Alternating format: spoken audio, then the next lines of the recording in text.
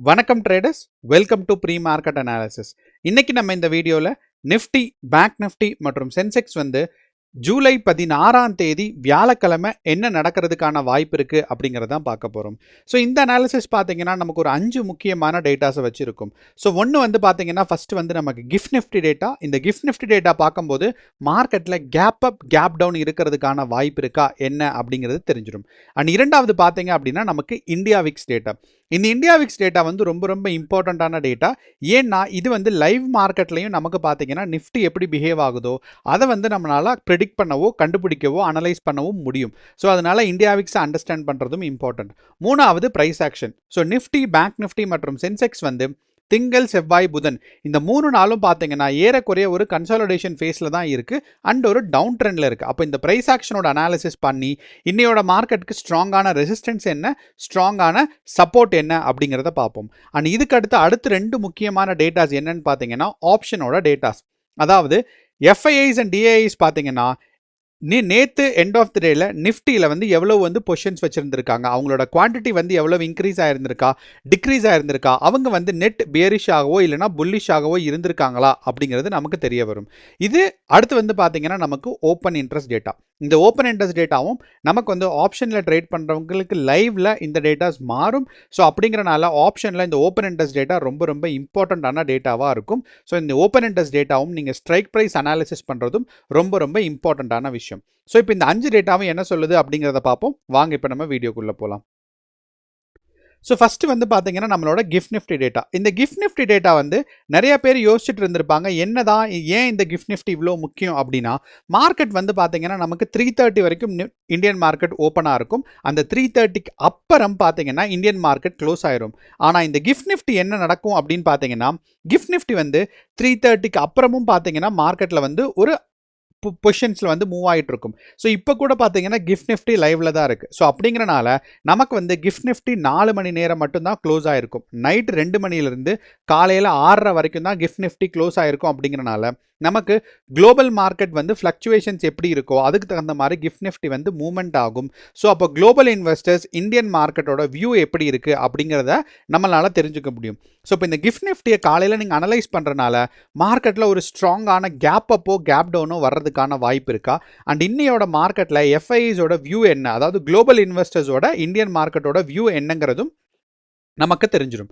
So இப்போதைய நிலைமையில நமக்கு பார்த்தோம் அப்படின்னா நேற்று 3:30க்கு கிஃப்ட் நிஃப்டி எந்த பொசிஷனில் க்ளோஸ் ஆயிருந்துச்சு அப்படிங்கிறது ஃபஸ்ட்டு நமக்கு முக்கியம். ஸோ நேற்று 3:30க்கு பார்க்கும்போது ஏறக்குறைய 24,040 பக்கம் பார்த்தீங்கன்னா கிஃப்ட் நிஃப்டி க்ளோஸ் ஆயிருந்துச்சு 3:30க்கு.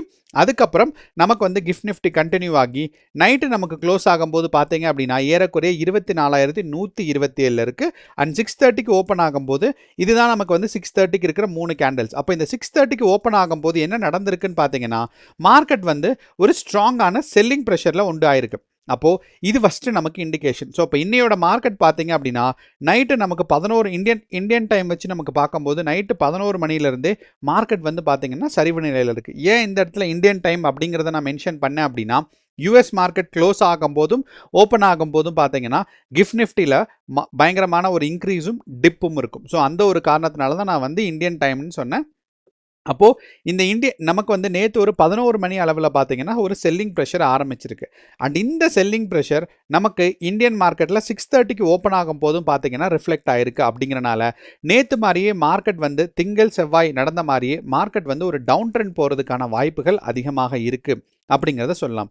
ஆனால் நீங்கள் இன்னொன்று கவனிச்சிங்கன்னா தெரியும், மார்க்கெட் பார்த்தீங்கன்னா நேற்று 3:30க்கு இருந்ததை விட இப்போதைய பொசிஷன் பார்த்தீங்கன்னா கொஞ்சம் மேலே தான் இருக்குது. கரெக்ட். அப்போ இந்த கொஞ்சம்னா எவ்வளோ அப்படிங்கிறத நம்ம ப்ராப்பராக அனலைஸ் பண்ணோம் அப்படின்னா மார்க்கெட்டில் ஏறக்குறைய பார்த்தோம் அப்படின்னா நமக்கு ஒரு 50 பாயிண்ட் பாசிட்டிவாக இருக்குது. அப்போ இந்த 50 பாயிண்ட் பாசிட்டிவ் நேற்றுமே பார்த்தீங்கன்னா நமக்கு ஒரு 50 பாயிண்ட் பாசிட்டிவாக தான் இருந்துச்சு. ஆனால் மார்க்கெட் பார்த்தீங்கன்னா 9 o'clock ஒரு ஸ்ட்ராங்கான நமக்கு ப்ரீ மார்க்கெட் ஓப்பன் ஆகும்போது ஸ்ட்ராங்கான ஒரு பாசிட்டிவாக போய் அதுக்கப்புறம் ஒரு செல்லிங் ப்ரெஷருக்கும் வந்துருச்சு. அப்படிங்கிறனால நமக்கு இந்த ஒரு கேப் அப் நடக்கும் அப்படிங்கிறத நம்ம கொஞ்சம் கேர்ஃபுல்லாக தான் டீல் பண்ணும். ஏன்னா நேற்றும் almost like 45 points gap up இருந்துச்சு. ஆனால் மார்க்கெட் கேப் அப்பில் ஓப்பன் ஆகலை. இன்றைக்கி பார்த்தீங்கன்னா ஒரு 50 பாயிண்ட் கேப் அப்பில் இருக்குது. அண்ட் இன்னைக்கும் கேப் அப்ல ஓப்பன் ஆகாம இருக்கிறதுக்கான வாய்ப்புகள் கொஞ்சம் சிறப்பா இருக்கு. அப்போ கிஃப்ட் நிஃப்டியை பொறுத்தளவுல மார்க்கெட்ல செல்லிங் ப்ரெஷர் கண்டினியூ ஆகிறதுக்கான வாய்ப்புகள் இருக்கு. அது மட்டும் இல்லாம ரொம்ப ரொம்ப சின்ன கேப் அப் தான் இருக்கு. அப்படிங்கறனால இந்த கேப் அப்பை ஈஸியா வந்து நிஃப்டி 50 கவர் பண்ணிரும் அப்படிங்கிறது ரொம்ப ரொம்ப முக்கியம். அடுத்து நம்மளோட பிரைஸ் ஆக்ஷன்ல கவனிச்சோம் அப்படின்னா, நேத்து நமக்கு கிஃப்ட் நிஃப்டில பார்த்தோம் பாத்தீங்களா, அதே மாதிரி கொஞ்சம் பாசிட்டிவா இருந்துச்சு. அந்த பாசிட்டிவ்னஸ்க்கு அப்புறம் பாத்தீங்கன்னா மார்க்கெட் வந்து ஒரு செல்லிங் ப்ரெஷருக்கு வந்திருக்கு.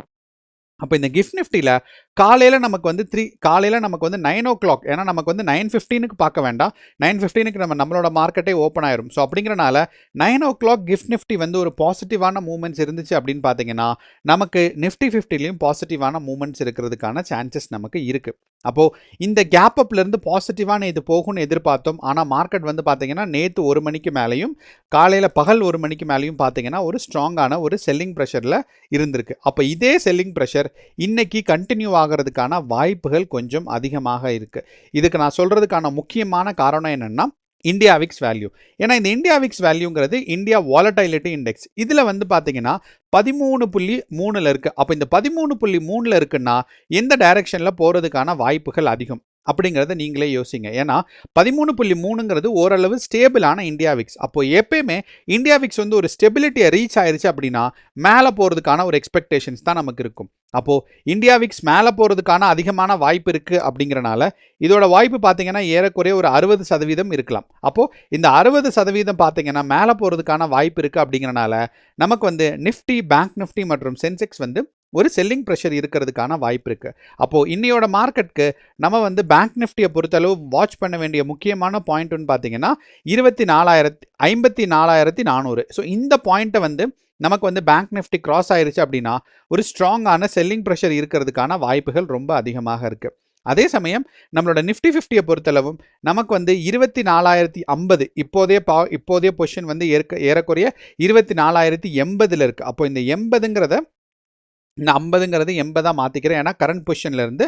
அப்போ இங்கிருந்து மார்க்கெட் வந்து டவுன்ஃபால் ஆச்சு அப்படின்னா இந்த 24,050 இருக்கு பாருங்க, இங்கிருந்து டவுன்ஃபால் ஆச்சுன்னா ஏறக்குறைய 23,800 வரைக்கும் டவுன்ஃபால் ஆகிறதுக்கான வாய்ப்புகள் ரொம்ப ரொம்ப சிறப்பாக இருக்குது.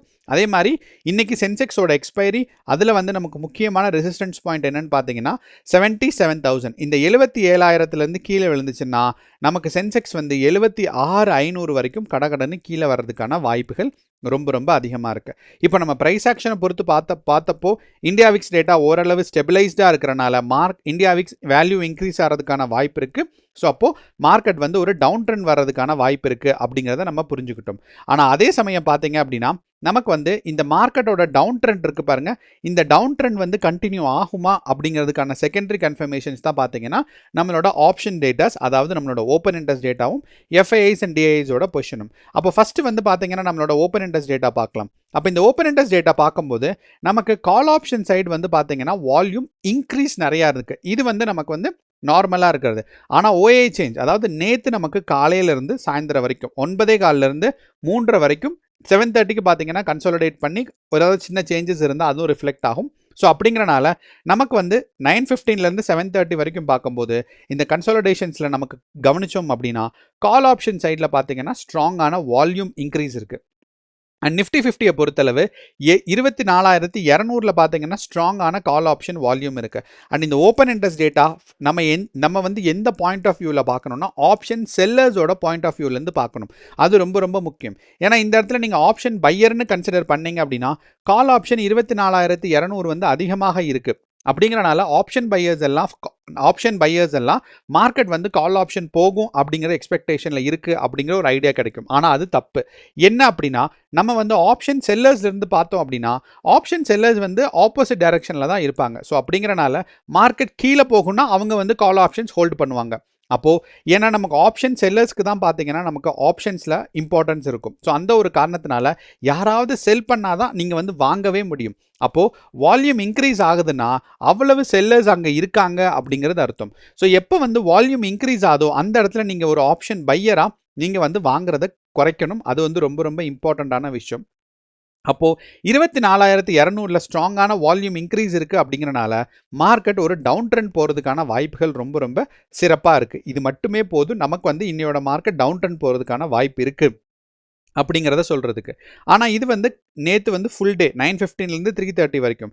ஆனா நமக்கு வந்து லாஸ்ட் 3 ஹவர்ஸ் என்ன நடந்திருக்கு அப்படின்னு பார்த்தோம்னாலும், மார்க்கெட்ல இந்த கால் ஆப்ஷன் 24,200ஓட வால்யூம் வந்து கொஞ்சம் அதிகமாக தான் இருக்கு அப்படிங்கிறனால, நமக்கு ஃபுல் டேயே கன்சிடர் பண்ணாலும் சரி, எண்ட் ஆஃப் த டேல நமக்கு கன்சிடர் பண்ணாலும் சரி, கால் ஆப்ஷனோட வால்யூம் வந்து அதிகமாக தான் இருக்கு. அப்ப நம்ம எக்ஸ்பெக்ட் பண்றது ஒரு கரெக்ட்டான டெசிஷன் தான். அண்ட் இன்னைக்கு வந்து நமக்கு சென்செக்ஸோட எக்ஸ்பைரி அப்படிங்கிறனால, நம்ம சென்செக்ஸோட ஓப்பன் இன்ட்ரெஸ்ட் டேட்டா பார்த்தாலும், கால் ஆப்ஷன் சைட் பார்த்தீங்கன்னா ஸ்ட்ராங்கான வால்யூம் இன்க்ரீஸ் இருக்கு. ஸோ அப்போ மார்க்கெட் வந்து ஒரு டவுன் ட்ரெண்ட் வர்றதுக்கான வாய்ப்புகள் இருக்கு. ஆனா இந்த டவுன் ட்ரெண்ட் வந்து பார்த்தீங்கன்னா, சென்செக்ஸை பொறுத்தளவு ஃபர்ஸ்ட் வந்து 77,000 அதுக்கப்புறம் 77,500 நம்ம சென்செக்ஸ்ல ஏற்கனவே இதுதான் வரைஞ்சு வச்சிருந்தோம். அண்ட் இது வந்து பார்த்தீங்கன்னா, நான் பிரைஸ் ஆக்ஷன் ஒரு நாலேஜ் வச்சு வரைஞ்சிருந்தேன். ஓப்பன் இன்ட்ரெஸ்ட் டேட்டா நாலேஜ் வச்சு கிடையாது. ஸோ அந்த ஒரு காரணத்தினால நமக்கு வந்து ஆப்ஷனை பொறுத்தளவு நமக்கு இதுதான் ஓப்பன் இன்ட்ரெஸ்ட் டேட்டா பார்த்தா தெரியுது. இதுதான் ஸ்ட்ராங்கான ரெசிஸ்டன்ஸ் அண்ட் சப்போர்ட் டேட்டாஸ் இருக்கு அப்படிங்கிறது. அண்ட் கடைசியாக நம்மளோட எஃப்ஐஏ டேட்டாஸ் பார்த்தோம்னா, எஃப்ஐஏ டேட்டாஸ் வந்து கடைசி 2 நாள் வந்து அவங்க வந்து நெட் புல்லிஷாக தான் இருக்காங்க. அப்படிங்கிறனால மார்க்கெட்டில் அவங்க வந்து 13ஆம் தேதி பார்த்தீங்கன்னா ஸ்ட்ராங்கான புல்லிஷில் இருந்தாங்க. அதுக்கப்புறம் பியரிஷ் மார்க்கெட் 14 அண்ட் 15 செவ்வாய் அண்ட் புதன் வந்து பார்த்தீங்க அப்படின்னா நமக்கு அவங்க நெட்டு பேரிஷாக தான் இருக்காங்க. அப்படிங்கிறனால மார்க்கெட்டில் இன்றைக்கும் பேரிஷாக இருக்கிறதுக்கான வாய்ப்புகள் கொஞ்சம் அதிகமாக இருக்குது. ஸோ இதான் நம்மளோட ஒரு ஓவரால் அனாலிசிஸ். நம்ம 5 டிஃப்ரெண்ட் டேட்டாஸை பார்த்துருக்கோம். ப்ரைஸ் ஆக்ஷன் கவனிச்சிருக்கோம், இந்தியா விக்ஸ் டேட்டா பார்த்துருக்கோம். அது மட்டும் இல்லாமல் GIFT Nifty data, open interest data and F I A data. Minimum இந்த 5 டேட்டாவையாவது நீங்கள் வந்து தெரிஞ்சுக்க ட்ரை பண்ணணும். இது வந்து லைவ் மார்க்கெட்டில் நீங்கள் பார்க்கணும் அப்படிங்கிறது முக்கியம் கிடையாது. இந்த 5 டேட்டாவும் மார்க்கெட்டை வேறு கோணங்கள்லேருந்து பார்க்குற மாதிரி. ஸோ அந்த ஒரு காரணத்தினால இந்த டேட்டாவை நீங்கள் லைவ் மார்க்கெட்லேயும் ரெஃபர் பண்ணிங்கன்னா ரொம்ப யூஸ்ஃபுல்லாக இருக்கும். ஆனால் எஃப்ஐஏ டேட்டாவும் கிஃப்ட் நிஃப்டி டேட்டாவும் பார்த்தீங்கன்னா லைவ் மார்க்கெட்டில் நமக்கு வந்து பெருசாக யூஸ் ஆகாது. ஆனால் open interest data, India VIX data வந்து ப்ரைஸ் ஆக்ஷன் இதெல்லாம் வந்து பார்த்தீங்கன்னா நமக்கு லைவ் மார்க்கெட்லையும் ரொம்ப யூஸ் ஆகும். கேர்ஃபுல்லாக ட்ரேட் பண்ணுங்கள். இன்னையோட மார்க்கெட் ஒரு டவுன் ட்ரெண்ட்கான ஒரு எக்ஸ்பெக்டேஷன்ஸ் இருக்குது. அண்ட் திங்கள், செவ்வாய், புதன் வந்து என்னால் வீடியோ அப்லோட் பண்ண முடியலை. அதுக்கான ஒரு மன்னிப்பு தெரிவிச்சுக்கிறேன். நன்றி, வணக்கம்.